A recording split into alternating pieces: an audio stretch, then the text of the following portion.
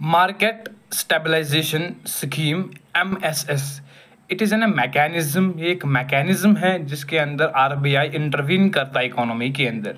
Basically क्या होता है, ये जो एक मैकेनिज्म है, ये जो एक पॉलिसी है आरबीआई की, जब कैपिटल अकाउंट जो होता है, जो हम जानते हैं बैलेंस ऑफ पेमेंट्स बीओपी के अंदर कैपिटल अकाउंट होता है, जब उसके अंदर इनफ्लो होता है मनी का, फॉरेन करेंसी का, मेनली डॉलर का जो इनफ्लो होता है, वो सरप्लस होता है हमारा capital account as compare to, means it exceeds the rupee, dollar exceeds the rupee. उससे क्या होता है, उससे हमारी जो करेंसी होती हैं, हमारी इकोनॉमी पे असर आता है। हमारी जो करेंसी होती हैं, domestic currency of a country, mainly India की अगर हम बात करेंगे, वो अप्रिसिएट होने लगती हैं। तो एक प्रॉब्लम होती है इकोनॉमी के अंदर। अब आरबीआई क्या करता है, आरबीआई चाहता है कि अब आरबीआई का इंटरवीन आता है। आरबीआई कहता है कि जो मैं क्या करूं, मैं जो डॉलर्स है उनको खरीदूं।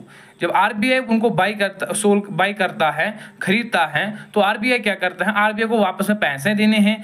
अब आरबीआई जब जो इकोनॉमी के अंदर मनी आएगा, रुपये आएगा, अब उसको डॉलर खरीदने हैं, तो उसके बदले में रिटर्न के अंदर उनको आरबीआई को देना है कि अब उसको रुपये देना है।